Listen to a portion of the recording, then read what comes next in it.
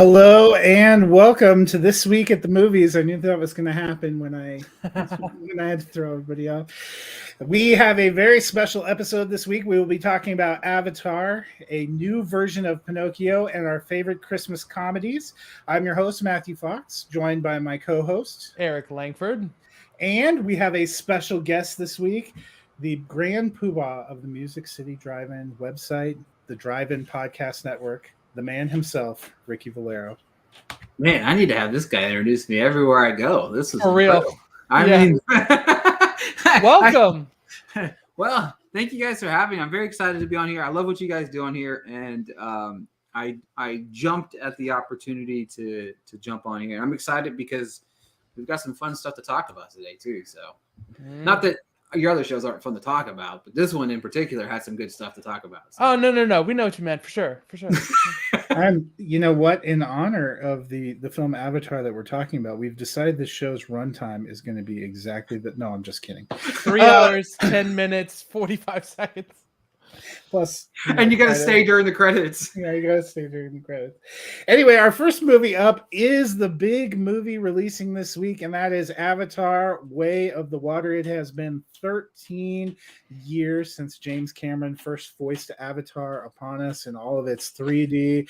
Hope you forget that this is just a ripoff of Pocahontas Wonder. And it was fair to wonder, what was our return to the world of Pandora going to be like? Would Disney indeed find rife material to make a whole new land at Disney World?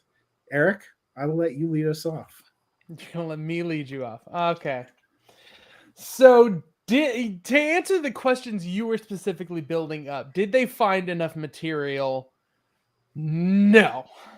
Not quite. I fully expect to get a water ride in the next 3 years. Oh, 100%. To get a water ride? Yeah, for sure. Like, if they're not already working on that, I don't know what they're doing. But in terms of a story, there was just a surprising amount of characters and threads to work with. And so only a few got a heavy spotlight. And that led to a couple of issues that I had. But you know what? I'm not even going to go too big into the issue, because for me, Avatar: The Way of Water was really just about being a big, monumental blockbuster. And it delivers on that tenfold. This is a movie that feels like it's an event. That feels like I'm going to remember it for years. Avatar 2009 did not quite have that staying power with me, despite being impressed by the visuals and whatnot. This really did, especially by the end, with the family ties that they had and just the ability to sink into a world and lose the sense of the idea that that world does not exist and is not there. Like, it's a really big achievement, and I really appreciated it. The only things that I didn't appreciate are the combination that was unavoidable of having 3D with 48 frames per second. So if you go to watch it in the biggest spectacle you can, you have to watch it in a way that replicates like high frame rate, like motion smoothing on your television or video games at a high frame rate. And to me, I immediately associate things like that with gameplay, and it took me out of the movie a lot. So I am going to give it 2 thumbs up, just betting that is going to be my review when I see this in 2D finally. Ricky, I know you got to see it in 3D as well. What did you think of Avatar: Way of the Water? It's one of the more visually stunning things I've ever seen. I am not a fan of the original film. I didn't like it. It kind of bored me to death a little bit in some aspects. And what stood apart for me in this was the story. It had so many. I've seen so many people talk about how it was hollow and it didn't have a strong story, and it kind of blew me away, because honestly, this story was very impactful. There's one line that stands out to me. Several different lines did, but the relationships with the father and the son, and trying to fill those shoes, and that entire story was very impactful in so many different ways. I mean, as a son, you always want to, rise and be above your father, no matter what those expectations are. And your father's expectations are the same of you. And there's like a lot of emotional beats. I mean, hell, there is some incredible moments between the characters and a whale that I just found myself like sucked into.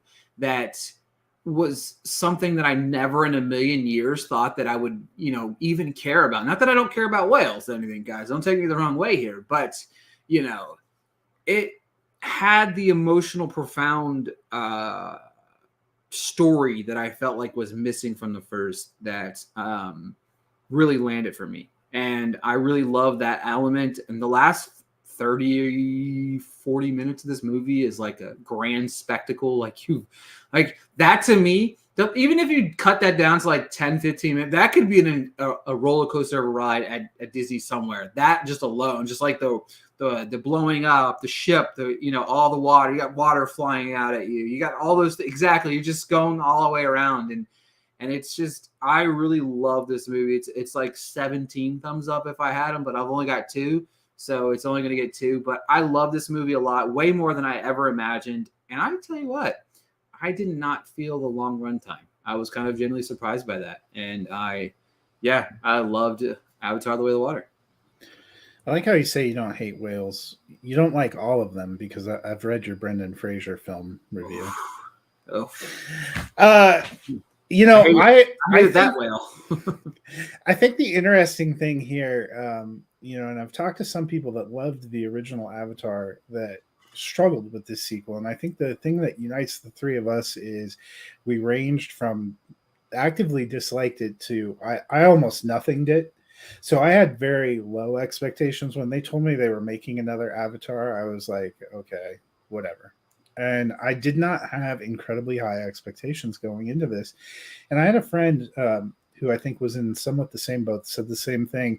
Like the first hour, he was just kind of sitting there going, okay, but once you give into the movie and give into the story and start getting caught up in it, you just get sucked into this world. And I agree with you completely. I didn't feel the long runtime. In fact, I was sometimes surprised by how long it had been, because I thought I was fascinated by the visuals. Again, it's visually stunning, and I think the technology has improved a lot. I get what you're saying, Eric, but I think back to this was one of the first cutting edge 3D films when it came out in 2009.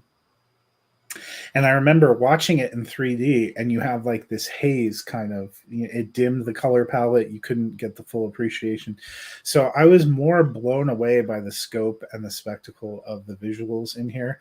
But it was the story that really resonated with me more strongly. We make jokes, but a lot of people have acknowledged that the first film was loosely Pocahontas, was his take on Pocahontas. This one, it was the father and son, and you got the father and son in 2 different ways with 2 very different father-son dynamics. You got mother-daughter dynamics in there too, but it's kind of the children and the identity, learning a new culture, learning a new way of being, learning the deep reverence and appreciation for nature. That really struck me. But there's a moment that comes near the end, Sam Worthington with one of his sons, when he says, "I see you." That was one of the most powerful moments to the film for me. I guess if I had one quibble, I'm kind of over the Jake Sully versus Colonel Queequeg, or whatever his name is, and I thought they were kind of putting that to bed after going through that entire cycle all over again in the second film. But it seems like they've opened it up for that to do round 3, and that's the only thing that sort of bums me out. If you want to keep making films in this world, you need to have original ideas to go forward. But for this one, I also was pretty surprised by how much I loved it. I'm giving it 2 thumbs up. Absolutely. Well, from one film that was effects heavy to another one that's one of the more fascinating animated films we've seen this year, and that's Guillermo Del Toro's Pinocchio. This one dropped on December 9th on Netflix. I think it's one of the most outstanding animated films of the year. We've gotten a couple of different takes on Pinocchio this year. If you unfortunately saw Tom Hanks' live action version toward the beginning of, I think it was the end of September, beginning of October on Disney Plus, I'm sorry for you. That did not quite pan out into anything. Apparently there's a Pauly Shore version that's floating out there. I haven't seen it, but I know what I'm doing when we're done with this show. But the Guillermo del Toro one, he takes a very different approach to telling the story. You get some of the basic classic beats of Pinocchio, but he puts his own spin on it, own kind of mythology, the creature, the artistry, the work that went into this. I was fortunate to get a package from Netflix that has a very long book that has some of the creative notes and things, and I've been going through that. I very much have appreciated the heart and the passion that went into this project. I think there is a great deal of emotion that comes through this script. It was fascinating and creative. For me, it's my favorite animated film of the year so far, and I'm giving it a thumbs up. Ricky, I know you saw this one, I think, when you went to AFI, right? Yeah, I was as a person that's not fully in love with the idea of animated movies, but when they come around, they're special ones, right? You know what I mean? To me, it's like it's either a great animated movie at the end of the day, or I'm like, okay, it is what it is. You know what I mean? There's certain films that stand out from the rest. You know what I mean? And Guillermo del Toro's Pinocchio is it's so layered with so much. It's got the same kind of like father-son relationship. It's like this is the father-son relationship episode here with Avatar, and then of course with Guillermo del Toro's Pinocchio. You watch the first like 5 minutes of this movie and you're just kind of like broken. Like you're literally broken. Like I felt completely numb at the idea of the film. And as a father, like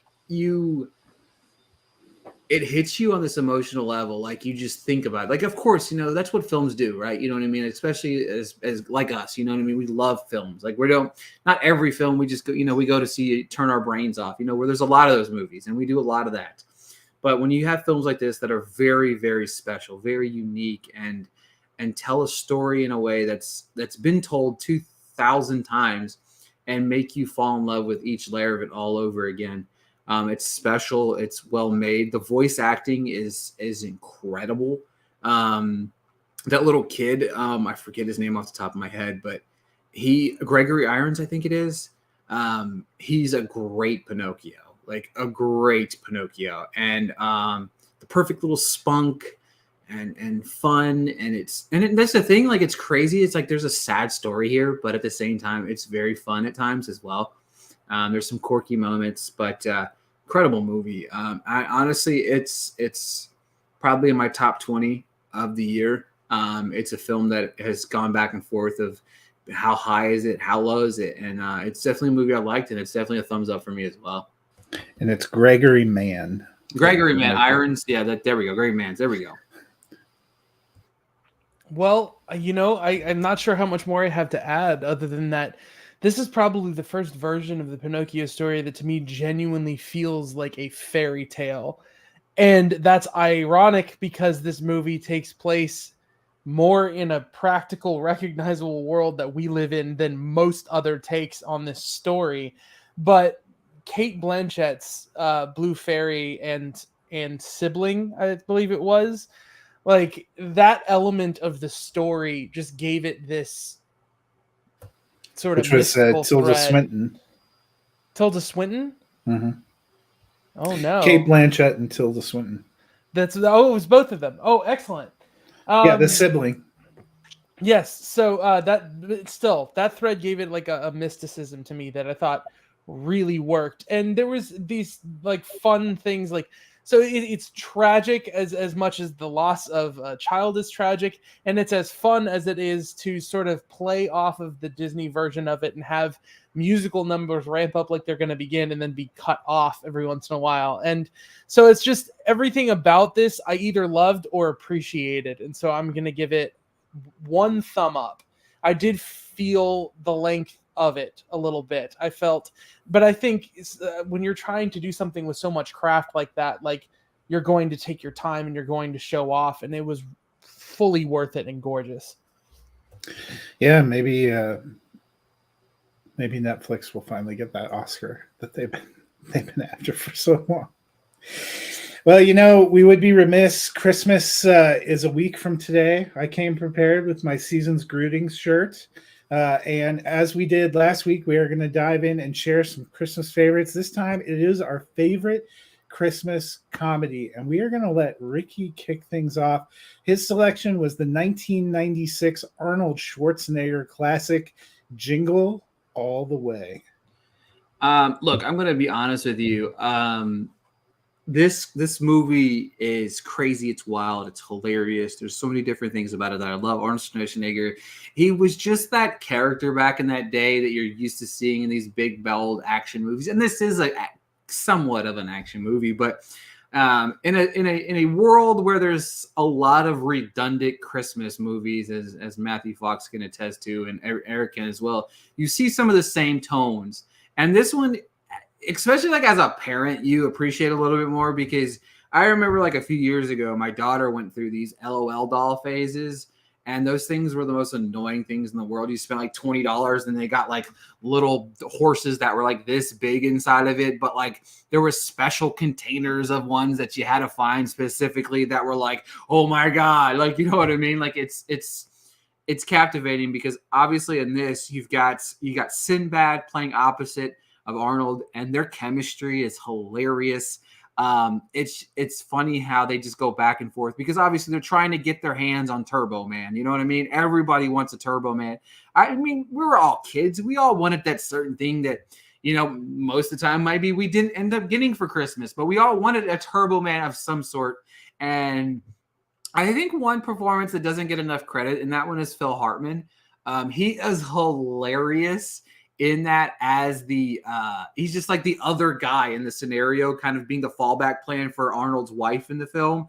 And he's just like, the phone calls, sorry, she can't come to the phone right now, she's in the shower, and like stuff like, we're making her favorite cookie, like stuff like that. It's just a funny, hilarious movie that is just, I love it. I just love it. And the funny thing about this, to bring it full circle, I was actually able to, there's a theater right down the street from where I work that used to play just old movies. So a few years ago, I was able to bring my daughter to see Jingle All the Way on the big screen. And it was really, really cool to be able to do that. So, and it was the first time I ever saw the big screen too, because, you know, it was just a little bit younger at the time. But yeah, Jingle All the Way is my jam.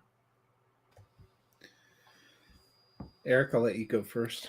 Yeah, Phil Hartman. Oh my gosh. That's like my favorite thing. You know, I've only seen this movie a couple of times when it's been shared with me by a couple of friends who are more avid fans. But, you know, everything with just Arnold Schwarzenegger, them sort of, he's always sort of in on the joke that he is this massive action hero stuck in this mundane setting, having to do the most trivial thing, but take it as seriously as he can. And it didn't have to even be Christmas for this to happen, but like, it's so perfect. And the way that it works has just like, what is it? The whole warehouse of Santa Clauses, and just like so many set pieces that are so memorable, and just, I have a grin from ear to ear every time I watch that movie. It never really stops. Just kind of like, oh my gosh, what is happening? Oh my gosh, what is happening? The movie. That's Jingle All the Way. Yeah, and I think it really taps into that. You know, we talked a couple weeks ago about Krampus, and one of the things I loved about that is the opening of the commercialism and people trying to kill each other to get to the hottest thing for Black Friday. Well, this one really kind of was ahead of that trend in looking at the whole difficulty and the commercialism. And it, you know, I had a friend at work who was in line all day for a PlayStation 5, only to get to the front of the line for them to say, oh, we don't have any more. It feels like when they make these toys and things, they pump up the marketing so much. Every kid wants it, and they release like 20 of them total. And unless you've like sold a kidney to get the front spot in line, it's almost impossible. That really taps into it. It's also in that middle of that phase where, God love him, Arnold Schwarzenegger played the everyman American dad. Even though, you know, we got the firefighter version of him, we got to hear the sales version of him. But, you know, fun movie. I threw it on again yesterday when I was cleaning up and getting ready, and it really gets you ready for the holidays. That leads us to Eric, your choice, which is the 1990 classic Home Alone. Take it away. Which, I mean, where do I even start? Just by being able to quote the movie. Like, keep the change, you filthy animal. Like, I just, this is it. Don't get scared now. It is a classic for a good reason. Chris Columbus knows how to direct child actors extremely well. And he knows how to frame it so that you know that you're watching uh Kevin's story, because we're looking at these bandits blown up as if we're looking at them through a child's eyes. And I don't know what it is about him that he understood the direction that way, but it just feels like it transports me to being younger and living out some weird magical fantasy where you wish for things and you don't understand the consequences as a kid, and he has to grow up. And the surprising thing about this movie, watching it older, is how it is sort of a coming of age story for a kid that's not really, it's not time to come of age. He's learning to take care of himself, he's learning to take care of the family and appreciate his family and gain a level of maturity that is kind of, I'm not going to say haunting quite, but just like, kids that end up like learning to take care of themselves have been through some stuff. And that's kind of what this movie is. If you take off the gloss of like a kids movie, you just have like trauma. And being able to pull that off with the light touch that this movie does is fantastic. Well, and you know, what would the holiday season be for Americans without John Hughes? We touched on it. You know, Planes, Trains, and Automobiles. John Hughes, he does the script here for Home Alone, and I love. You know, I've seen this movie dozens of times at this point in time. We watched it again yesterday. It's a concept that at first, when you're hearing it, it's, you know, how can you believe that a parent's going to just take off and forget that they have a child and leave them behind? But they find a way to make it believable that it happened and believable that it takes a while to get back to him. I love John Candy when he pops up in this as the Polka King.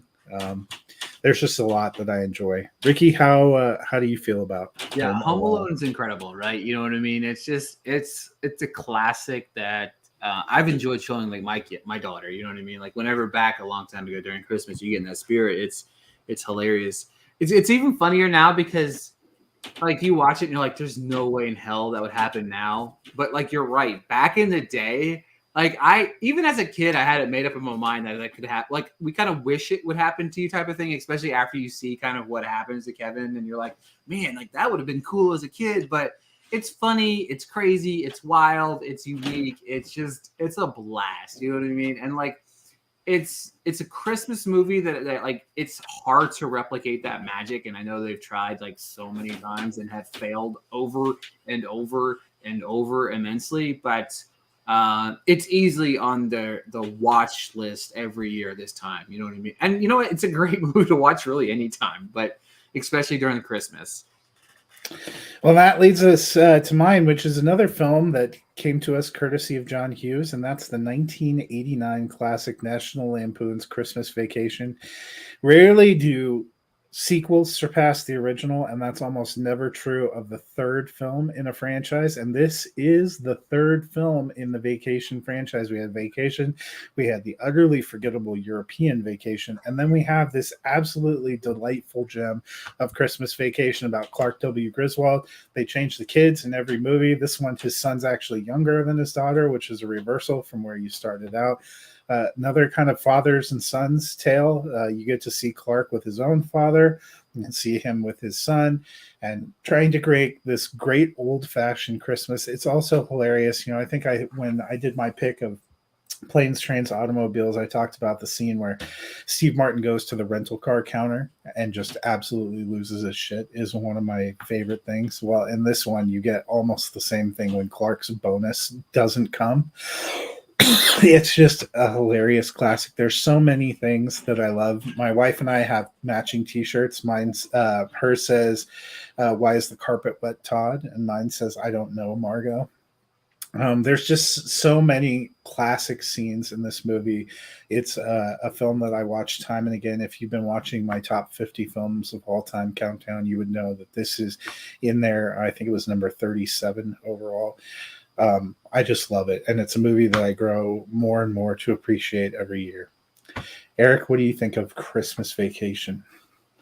Okay, so I watched this movie annually. It was very rare in my family growing up for people to like want to watch movies at home, but people would watch this every year and Christmas would be like, "Oh, let's watch this movie." And so I believe I can play the movie in my head with a relative amount of accuracy from beginning to end. And so many moments stick out. For one, in terms of legacy, Beverly D'Angelo's character's father is one of the jurors from 12 Angry Men. And so you have talent from Hollywood back way decades past coming together to play this dysfunctional family that's recognizable for a lot of people. And the chaos that ensues between a cat being electrocuted, the tree being on fire, not being able to rig the Christmas lights, like every little tantrum, every fit, just that I don't know, Margot, like every quote and everything in it becomes something that is a joke that now like my family will laugh at and immediately recognize. Like, you couldn't hear a dump truck driving through a nitroglycerin plant. Like that line on its own is probably like annoying for some people to hear out of context, but is one of the funniest things I had ever heard in my life when I first heard it. So yeah, Christmas Vacation is a full-on holiday staple, and everyone like we just keep up with the newer and newer versions of it and pass it back and forth to families Christmas gifts. So yeah. Ricky?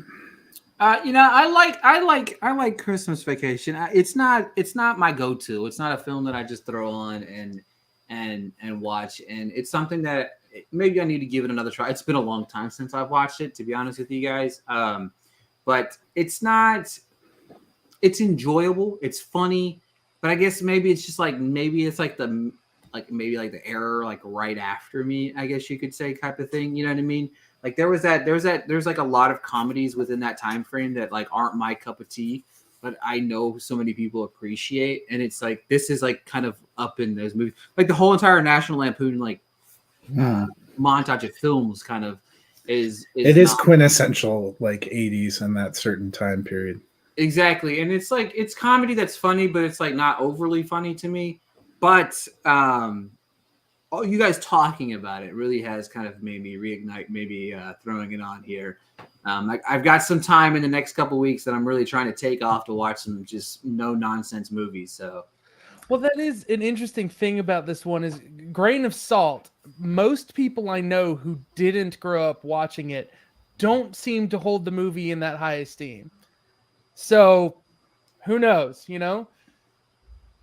I'm going to report back to you. I really do. I'm going to add this to, what was it? RRR. And I've got to watch National Lampoon, Christmas Vacation, and the Weird Al story. All Christmas night. Like I'm going to have. Well, first thing you got to buy a Roku, and then.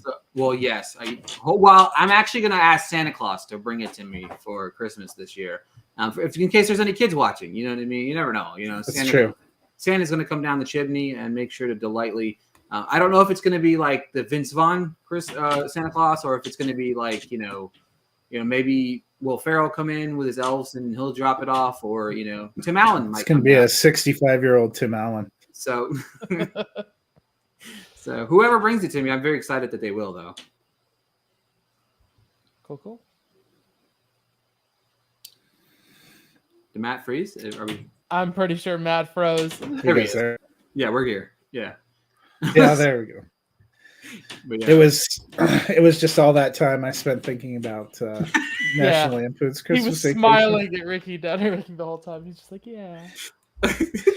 Well, that is going to wrap it up for us this week. Eric and I will be enjoying time with family next week for Christmas. I hope you are as well. Be on the lookout. If you follow the Drive-In Podcast Network, we will be releasing a special episode with the three of us and Amanda doing our top films of the year. That should come out sometime in the next week. And then Eric and I will be back just after Christmas, just before the new year, to look at a couple of films that are going to be big holiday releases, one of which, Glass Onion, that I know we've both seen. Look out for my special Ryan Johnson hat. So Mhm. I know we're all going to be very excited for that. But until then, we want to wish you guys all a Merry Christmas.